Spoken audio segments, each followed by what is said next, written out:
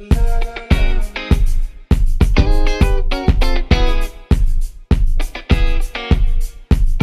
அவர்களை வருக வருக என்று வரவேற்கின்றேன். அடுத்த செய்தி, ஒவ்வொரு ஆண்டும் உறக்க சிந்தனை நலத்திட்ட உதவிகளை வழங்கி வருகிறோம். அந்த வகையிலே இந்த முறை வழங்குபவர் கல்வி வல்லர் தீனே முத்துக்குமார் சார் அவர்களும் வருகை தந்திருக்கிறார்கள். அவர்களே வருக வருக என்று வரவேற்கிறேன். நான் சிறு வயதுல நிறைய கவிதைகள்லாம் எழுதி நிறைய என்னோட பழைய டைரியெல்லாம் எடுத்து பார்த்தா எனக்கே ஆச்சரியமா இருக்கு. நான் கவிதைகள்லாம் நிறைய எழுதியிருக்கிறேன் 16-17 வயசுல.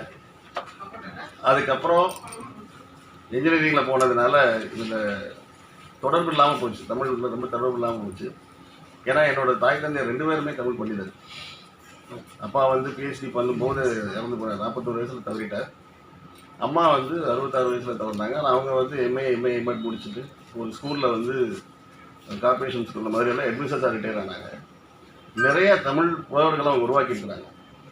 அதனால தான் அவங்க ஞாபகமாக நான் ஒவ்வொரு ஆண்டும் அவங்களோட நினைவு நாளில் இந்த மாதிரி பேச்சு போட்டி நடத்தி பண்ணிகிட்டு இருக்கிறோம். ஸோ அந்த வகையில் அது ஒருத்த சண்டை வந்ததுக்கு அப்புறம் தான் அப்படி ஒன்று செய்யணும்னு தோணுச்சு. ஸோ அந்த வகையில் ஒருத்த சண்டைக்கு எப்பயுமே நான் நன்றி கடன் பட்டவனாக இருப்பேன்.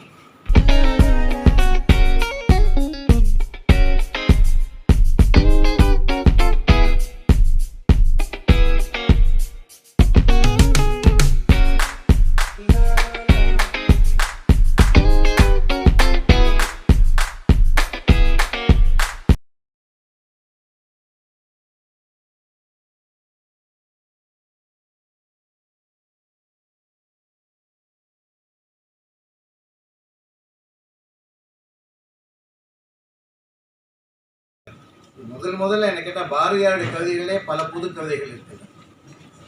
அப்போயே அவர் ஜப்பானில் வந்த ஹைக்கூ பற்றி எழுதியிருக்கார். முதல்ல தமிழ்நாட்டில் ஹைக்கூ கதைகளை பற்றி நமக்கு அறிமுகப்படுத்தியவர் சுப்பிரமணிய பாரதியார் தான் என்று நான் நினைக்கிறேன். ஆக அந்த மாதிரியான புது கவிதையில் மானுட சிந்தனைகள்னா என்ன அப்படின்னு நான் தலைப்பை கொஞ்சம் ஆராய்ந்து பார்த்தேன். ஏதாவது புரியுதா நமக்கு? கவிதை அப்படின்னாலே கொஞ்சம் ஒதுங்கிடுவேன், பயம். மானுட சிந்தனைகள் என்றால் சமூகத்திலே இருக்கின்ற அவலங்களை பற்றியும் நல்லவைகளை பற்றியும் உறவுகளை பற்றியும் சமூகத்தில் இருக்கின்ற நம்ம சொல்றோம் இல்லையா, மானுட சிந்தனைகள் என்பவை ஒரு மனித நேயமிக்க சிந்தனைகள், அவற்றை பற்றி பேச. திடீர் சாம்பார் திடீர் இட்லி என்பது போல திடீரென்று என மேடைக்கு ஒரு வாய்ப்பு வழங்கியிருக்கிறார் நண்பர் உதயராம் அவர்கள். மேடையில் இருக்கிற பெருமக்கள், இந்த நிகழ்ச்சிக்கு தலைமை தாங்கி கொண்டிருக்கிற மேகநாதன் வருகிற பொழுது வானம் வர வேண்டும் வருவா வான்மதி அவர்கள்.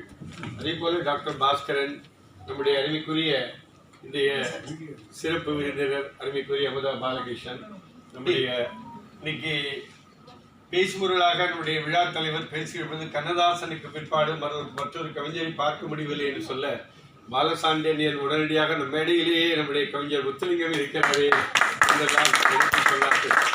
உண்மையிலேயே ரொம்ப அற்புதமான கவிஞர் அவர். கண்ணதாசனுக்கு பிற்பாடு எனக்கு பிடித்த கவிஞர்களிலே முத்துலிங்கம் ஒருவர், மற்றொருவர் வாலி அவர்கள். எனக்கு மரபிலே ரொம்ப பிடித்த கவிஞர் இளந்தேவன் அவர்கள். ஏனென்றால் மரபு கவிதை என்பது மன்னர்களை பற்றியது, புதுக்கவிதை என்பது மண்ணாங்கட்டிகளை பற்றியது என்று நான் மிகவும் படித்ததாக ஞாபகம் இருக்கிறது.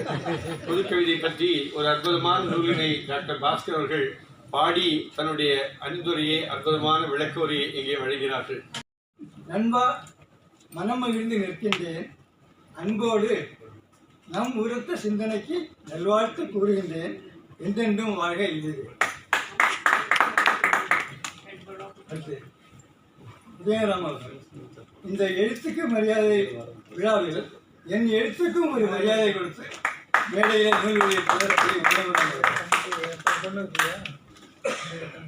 அவர் உதயம் ராம் மட்டுமில்ல, நம் உரத்த சிந்தனையின் இதயம் ராம்.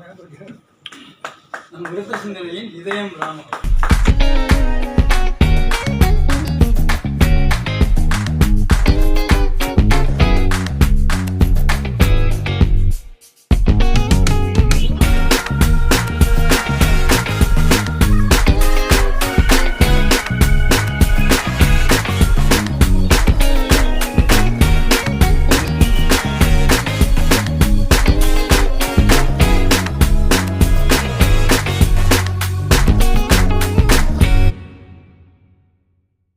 La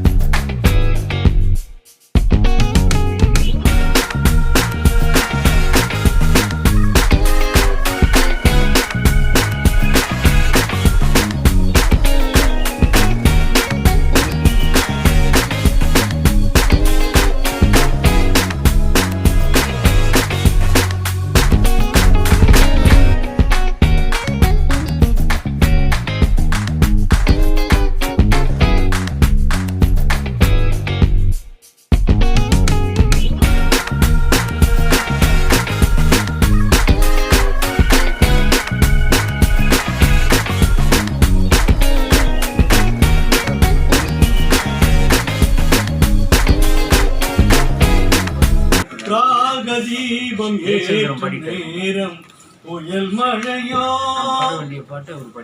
சங்கீத மேகம் தேன் சிந்தும் நேரம் கூட்டத்துல கோயில் புறா இதழில் கதை எழுதும் நேரம் இது. தேவன் கோவில் தீபம் பட்டு கண்ணம் தொட்டுக்கொள்ள ஒட்டிக்கொள்ளும் இது மாதிரி 1600 பாடல்களால் நமது அன்பிற்கினிய முத்துலிங்கம் அவர்களுடைய சிறப்புரை.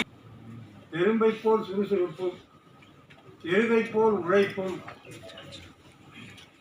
நாயைப் போல் நன்றி எறிதலும் நரியைப் போல் தந்திரமும் கழுதையைப் போல் பொறுமையும் புலியைப் போல் வீரமும் புறாவைப் போல் ஒழுக்கமும் சிங்கத்தைப் போல் நடையும் யானையின் அறிவும் மானின் மானமும் எவனுக்கு இருக்கிறதோ அவன்தான் வாழ்க்கையில் உயர்ந்த நிலையை அடைவான்.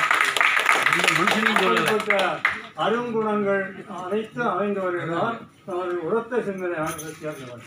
அது மாத்திரமல்ல, தமிழ்நாட்டில் இருக்கக்கூடிய இலக்கிய அமைப்பில் வெளிமாநிலங்களில் கிளைகள் உள்ள ஒரே அமைப்பு நமது உரத்த சிந்தனை அமைப்பு தான். அதற்காக உதய ராம அவர்களை பாராட்டுகிறேன்.